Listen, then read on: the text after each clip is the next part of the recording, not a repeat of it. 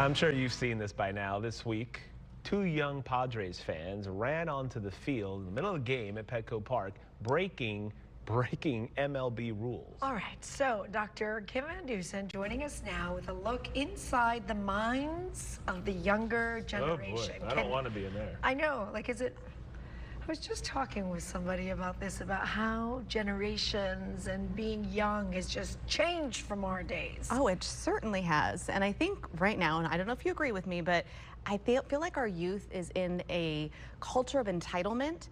I feel like there are a lot more risks being taken, rules are taken more as suggestions, and there's a lot less boundaries and consequences, which enables them to do things like this and feel like it's okay, because they're almost praised for it, especially on social media. But who's responsible for that? The social media or the moms and dads of raising kids now? I tell my wife I'm very concerned about that. Oh, I telling your kids, you're the best, you're great, fight for what you, and that's creating an era. When they grow up, they think, oh, well, I'm always, and then everybody has to deal with it. The professors in college, the employers when they get out into the workplace. Yep, and I think it's a great thing that parents lately have been teaching their kids how to advocate for themselves, to be their own advocate. Sure. But I think it's turned into it's all about me, me culture.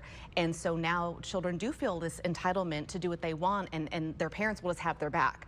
And like I said, there's not as many consequences these days. And I think parents, to a certain extent, are almost scared to give their kids consequences and scared to set those rules and boundaries because they're afraid that it's going to go against the norm and they'll be the parent that'll be the odd one out. So to answer your question, I do think it's both. I think there's an element of social media that there is to play because everyone wants their 15 minutes of fame. They all want to go viral. They all want to be famous.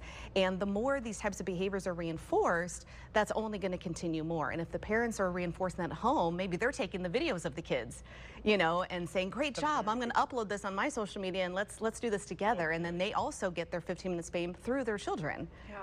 I want to talk a little bit more about this social media phenomenon and kind of what it's done to this generation.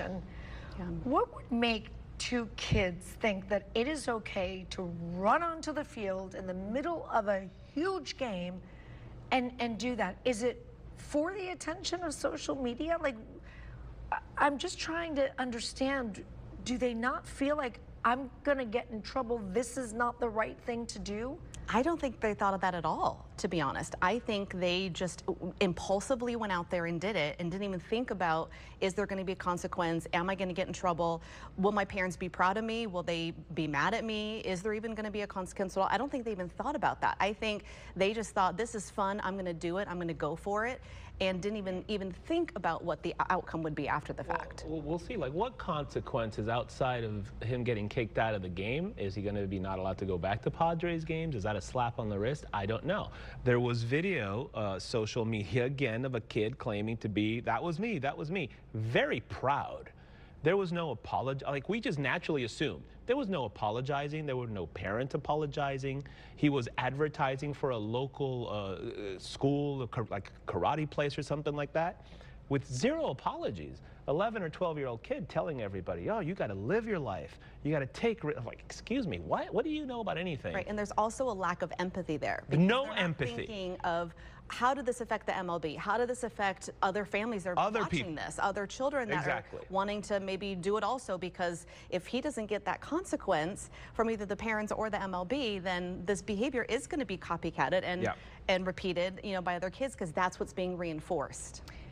Social media, one aspect. Parenting, another aspect. Yes. I mean, I don't think my kids would dare to do something like that. Mine either. Same. Right? Yes. Right? So could the parents have been, I don't know, but egging them on, or like you said, in this day and age that everybody's trying to get their 1 minute of fame now at this point, that they said, okay, you know, go do it. Right. And yeah, I think that was a question that came up a lot online that I saw, is where were the child's parents? Were they even at the game? Were they not? You know, how did they react? And, you know, I think a lot of people are wondering, you know, what kind of environment, you know, is this child being raised in, type thing. And this could go for any parent. I don't want to single out this particular family, you know, but at the same time, I think that question came up a lot, is how are they dealing with it? And is there going to be consequences at home? And maybe not. And, you know, again, this sparked a big discussion among us. That's why we're having this segment here, but I mean, all due respect to those parents, we don't know them, we don't know the circumstances, we're just having a conversation. But it seems like this kid admitted if it was him, or take dumb bets, take these. And it almost seemed like maybe his friends said, oh, just do it and it'll be great. Or even then he's advertising for a local business being proud of what he did. So it's not necessarily all on parents. We don't know. Right. What is the message here? And they're probably, if they're watching, they're probably sitting there laughing, because that's the new thing, right? When somebody's having a discussion about what this means in the bigger picture, they laugh. Yeah. Ha! They laugh. And I think there's some people out there that I've also seen on the other end of the spectrum that have said, good for you, kid. You know, live your life, God. you know, and even he was saying that in his video, you know, live your dreams, go for it, you know, rules or suggestions, like take those risks, you know. And I think there's two camps out there. There's the ones that are saying, hey, wait a minute, this is not okay. Like our youth is being raised to think that these types of things are okay without boundaries and limits and consequences. And then there's that other camp that's saying, hey, you know, let the kid live his life. You know, you only live once, YOLO, you know, go out there, go have fun and live your dreams. But within reason, that's the same argument. You could say the First Amendment rights, but you can't yell fire inside a crowded movie theater. Right. It's within reason. Right. But who's And there's a lack of, and there's a lack of respect for authority, for elderly, for authority, for teachers, coaches. It kind of like trickles down, you know, and even a lack of authority for parenting. And a lot of kids kind of parenting their own households in certain aspects. So it can go pretty deep, and we could talk about this all day, I'm sure, because you know there's so many different you know facets that we could focus on. No. I was going to ask, like, as a final question, like the big takeaway from all this, but I don't even know if that's possible to like the big takeaway. Yeah, I think it starts in the home. I do think that it starts with parents being a role model to their children and reinforcing the behaviors they want at home. It's all about modifying behavior, right? So if a parent is going to reinforce certain behaviors that is going to make a child make these types of decisions, then that's the behavior that's going to be repeated. But if they do set those limits, boundaries, teach more empathy, teach about, well, how is your actions going to affect other people? I think then if parents and children can have conversations about that, then things will look a different way. One day we'll have a conversation, because these parents today were kids one day. So the style of their parenting came from somewhere that all of a sudden we entered this gentle backtracking parenting, and right? Yes. So I am curious, and we'll have a conversation. Maybe we'll save it for the podcast. Hey! I took your line. What kind of parents will these kids be? Fast forward 30 years. I'll give you two.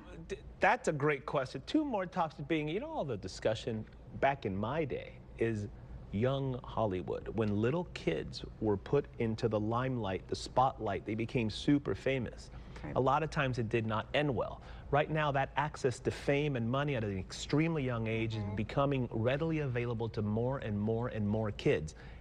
And it's not a great thing. The studies have already come out of how bad this is, how bad social media is for the mind younger than 13 or 14 years old. And we are seeing it everywhere, and we just saw it on the field at Petco It's not just TV and movies anymore. It's the going viral is at your fingertips. It can literally happen in seconds, and there's that dopamine hit, you know, that comes with into play, and it becomes an addiction, and that's oh, Dr. Kim, we could talk to you. If only we had a 22-minute show we have to do now every week.